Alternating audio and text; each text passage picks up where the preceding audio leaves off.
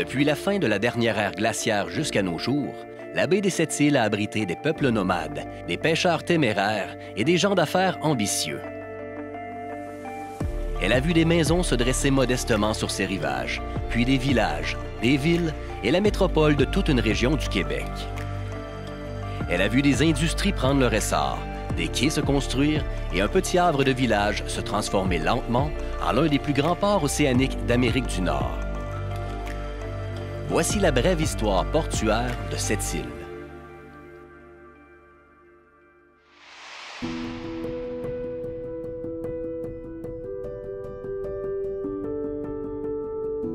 Avant même la venue de Jacques Cartier, des Européens de diverses origines entretiennent déjà des relations commerciales avec les Autochtones.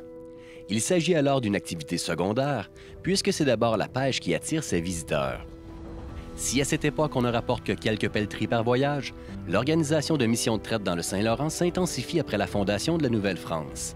Par la suite, avec l'installation du domaine du roi, le commerce des fourrures deviendra le fondement même du régime colonial. Et la Nouvelle-France, on la souhaitait agricole, mais le territoire a d'autres exigences. En bout de ligne, c'est le commerce des fourrures qui devient l'attraction numéro 1 pour développer la colonie. Dans les années 1650, le gouvernement de la Nouvelle-France, par son intendant, par son gouverneur, va décréter un territoire qu'on va consacrer uniquement au commerce des fourrures. Ce territoire-là, on l'appelle le domaine du roi, et il couvre presque le tiers de ce qu'on appelait la Nouvelle-France, des origines. Sur ce territoire-là, on ne peut que pratiquer le commerce des fourrures, si on n'est pas autochtone. Donc, interdiction de construire des villages ou d'amorcer une colonie. On ne connaît pas avec certitude la date de fondation du poste de traite à Sept-Îles. Même si l'on sait qu'en 1661, la Compagnie des Sans-Associés accorde au Normand François Bissot un droit de commerce sur le territoire de Sept-Îles, ce n'est qu'en 1673 qu'un événement documenté témoigne de l'existence d'activités de traite à cet endroit. Cette année-là, il y a un missionnaire du nom de Louis Nicolas qui est présent dans la région de Sept-Îles et qui va procéder au baptême de 3 jeunes Inuits.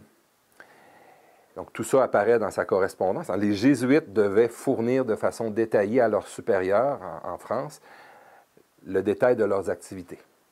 Donc, 1673, Louis-Nicolas baptise 2 jeunes Inuits, dont les parrains sont 3 Français, dont j'oublie les noms, peu importe, mais surtout, c'est qu'ils vont signer « Nous sommes traiteurs aux Sept-Îles ».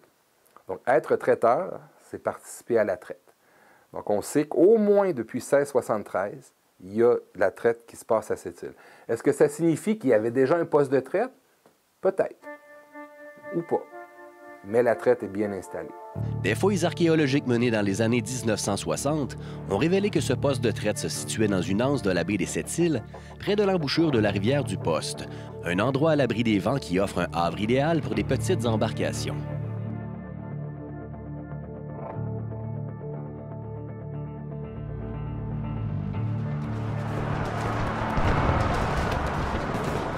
En 1759, la guerre de la Conquête fait rage sur le nouveau continent depuis plusieurs années déjà. Les Britanniques se trouvent désormais dans une position avantageuse et se préparent à assiéger Québec. Alors qu'elle remonte le fleuve en direction de la capitale de la Nouvelle-France, la flotte du général Wolfe incendie plusieurs postes commerciaux sur son passage, dont celui de Sept-Îles. L'amiral Wolfe va partir d'Angleterre, monter sa force navale, passer par la Nouvelle-Angleterre pour renforcer ses rangs, va remonter le golfe et avant d'atteindre le fleuve, va incendier certains postes de pêche en Gaspésie et le poste de traite de Sept-Îles. Donc, on peut s'imaginer un petit détachement qui est venu agiter un peu ce qui se passait ici. Le poste est incendié. La suite de l'histoire, on la connaît. La flotte poursuit vers Québec, puis on va finir par faire tomber la ville. La guerre se solde finalement par la défaite des Français et la Nouvelle-France passe sous domination anglaise. Les activités de traite ne tarderont pas à reprendre à Sept-Îles, car déjà en 1761, on fait reconstruire le poste. À partir de cette époque, l'histoire de ce qu'on appelle aujourd'hui le vieux poste de Sept-Îles baigne dans les lumières offertes par l'archéologie et l'analyse de documents administratifs, lesquels permettront la reconstitution du site tel qu'il existait en 1786. Quelques années avant la reconstruction du poste, on a mené des recherches archéologiques. À l'époque, c'était l'archéologue René Lévesque, non pas le politicien, mais l'archéologue, qui a mené 3 campagnes de fouilles. Donc, ça nous ramène aux étés 64, 65 et 66. Malgré les apparences, les bâtiments qui nous entourent ne sont pas originaux, mais on a respecté des plans. Pour la plupart des bâtiments, le comptoir ici, l'habitation, qui est le bâtiment prochain sur le site, respecte les dimensions qu'ils avaient en 1786. Il y a un inspecteur qui a été dépêché par le gouvernement colonial à Québec pour tracer l'inventaire de tous les postes à l'est de la région de Baie-Saint-Paul. Et son rapport, on le retrouve dans les archives, c'est fascinant à lire. Il nous détaille tous les bâtiments, longueur, largeur, élévation, fonction. En 1786, le vieux poste, c'est un comptoir avec des dépendances. C'est un logis où les employés séjournaient, dormaient. On retrouvait tout près du vieux poste une tonnellerie, fabrication des tonneaux, des hangars pour la marchandise sèche. On retrouvait un puits, on retrouvait un quai. Donc la première mention d'un quai autour de la baie de Sept-Îles nous ramène à 1786. Il y avait un petit quai au pied du poste qui permettait aux canots d'accoster, aux chaloupes aussi d'être amarrés. Cette première mention d'un quai par l'inspecteur du gouvernement colonial marque en quelque sorte le début de l'histoire portuaire de cette île. On ignore depuis combien de temps ce quai existe à ce moment-là et si l'on a déjà construit auparavant des installations d'approche et d'amarrage quelque part sur les rivages de la baie. Les activités commerciales au poste de cette île dépendent principalement du cycle migratoire des familles Innu, qui, à l'époque, occupent l'endroit durant les périodes estivales seulement. En hiver, il n'y a pas grand-chose qui se passe ici. Le maître de poste, ou postmaster, selon les époques, a avec lui un commis, quelques engagés. On ne parle pas de 30 personnes, on parle d'un petit groupe d'une dizaine peut-être. Et ces gens-là, ils doivent survivre, on s'arrange comme on peut. On va tendre des collets, chasser du lièvre, de la perdrix, parfois pêcher sur les lacs au nord d'ici. On entretient les bâtiments, on peut construire une chaloupe, on peut fabriquer des raquettes. On s'occupe parce que les Inuits ne sont pas là, ne sont pas au rendez-vous, ils sont sur les territoires au nord. Il faut attendre la fin mai, ce moment-ci de l'année, jusqu'à la mi-juin pour voir enfin les premières familles Inuits faire leur arrivée. On peut imaginer ici les employés qui voient enfin arriver sur la baie en face une petite flottille de canots. Tiens, les gens de la Sainte-Marguerite qui arrivent. Donc les gens viennent accoster ici. Les gens de la Moisie vont faire la même chose. En l'espace de quelques jours, il y a une frénésie. Ces gens-là ne se sont pas vus depuis 1 an. Donc toutes les nouvelles s'échangent. Les naissances, les mortalités, les accidents, la saison de pêche, comment ça a été, la trappe, etc., des histoires. Pour les employés européens ici, c'est le début des affaires. Tôt ou tard, chacune des familles va déléguer un représentant, le père de famille ou le fils aîné, et cet individu-là va faire son entrée dans le poste ici, dans le comptoir, avec des fourrures plein les bras.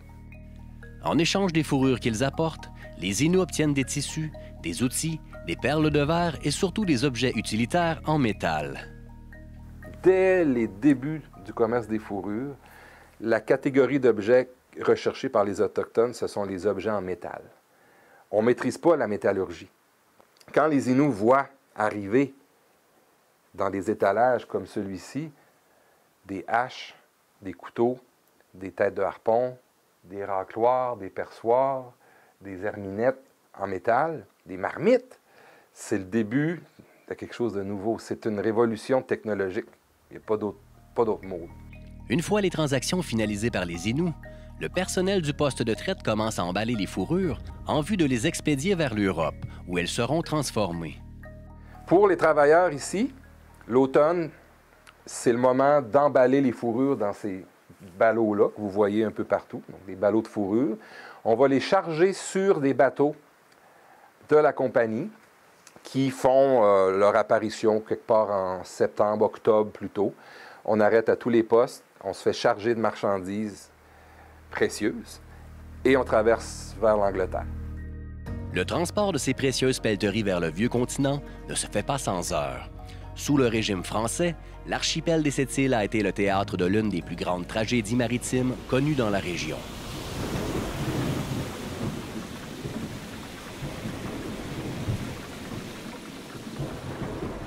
En fait, le Corosol était à l'origine un navire hollandais, une pinasse de 200 tonneaux, qui a été capturé par les Français dans les Antilles. Donc, les Français s'emparent du Corosol et vont le mettre au service de la colonie, la Nouvelle-France.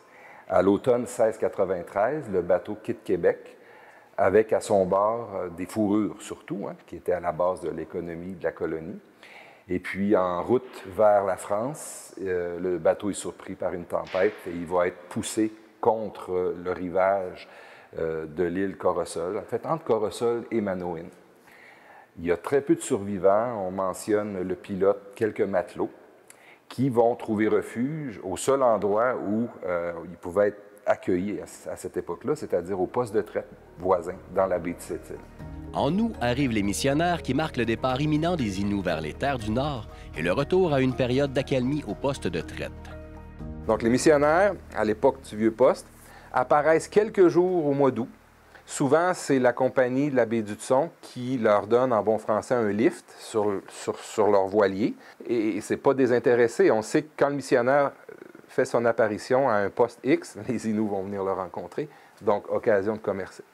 Et dès que le missionnaire est reparti, et ça, c'est bien documenté aussi, aussitôt que le voilier commence à s'éloigner vers l'est, bien, la tradition est chez les Inuits de tirer un coup de fusil dans les airs en guise d'au revoir.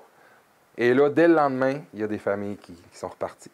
On remballe toutes nos petites bébelles, les accessoires, les raquettes, les canots sont prêts pour amorcer la remontée.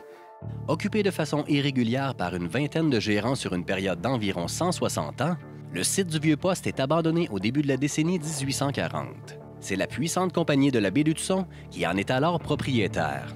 Un petit mot sur cette compagnie-là, fondée autour de la baie d'Hudson, comme son nom l'indique, en 1670. C'est une compagnie anglaise. Et elle va envoyer à chaque printemps en Amérique des dizaines et des dizaines d'employés qui sont répartis un peu partout. Donc, 1831, la compagnie de la baie d'Hudson s'empare des lieux et elle va opérer le poste jusqu'à sa fermeture, précisément en 1842. Sous la gouverne de la compagnie de la baie d'Hudson, il y a une rigueur professionnelle qui est extraordinaire dans le contexte de l'histoire de l'Amérique du Nord. C'est que tous les maîtres de poste, ou le patron de chacun des postes, doit tenir un journal très précis et détaillé de ses activités. Donc, tout ça pour vous dire qu'en 1842, par ces archives-là, on apprend que le maître du poste de l'époque à cette île, nommé Henderson, un autre Écossais, va décider par lui-même d'abandonner le poste. Il mentionne que les bâtiments sont dans un état de dilapidation. C'est exactement le terme qu'il utilise en anglais. Et pour ces raisons, on abandonne le poste, mais pour en construire un nouveau sur le littoral principal de la baie. Donc, pour les Sétiliens, le long de la rue Arnaud de nos jours, pas très loin de ce qu'on appelle la vieille réserve, le petit noyau Innu au cœur de la ville maintenant. Donc, c'est dans ce secteur-là qu'on va reconstruire un nouveau poste. À l'époque, évidemment, il n'y a pas de village blanc encore. Dans les années 1850, la compagnie de la baie d'Hudson perd le monopole des terres nord-côtières, de même que son exclusivité sur le commerce des fourrures, ce qui pave la voie à la concurrence. En 1903, l'entreprise parisienne Révillon Frères fonde son propre poste à cette île. Cette filiale canadienne passera finalement sous le contrôle administratif de la baie d'Hudson quelques décennies plus tard. Au fil du temps, les activités de traite à cette île ralentissent, parallèlement à l'essor d'autres industries liées à l'exploitation des ressources naturelles. L'âge d'or du commerce des fourrures, qui dure au-delà de 200 ans, ben, c'est encore une question de mode. Et tout ça, ça se passe en Europe. Autant le fait de porter un chapeau en feutre de castor a longtemps été une marque de distinction sociale, qu'après quelques siècles, évidemment, ça devient désuet. Et il a fallu qu'on introduise la mode des vêtements de soie pour balayer à court terme toute l'industrie du commerce des fourrures. En ce qui concerne la compagnie de la baie d'Hudson, elle mettra fin à ses activités commerciales à cette île en 1986.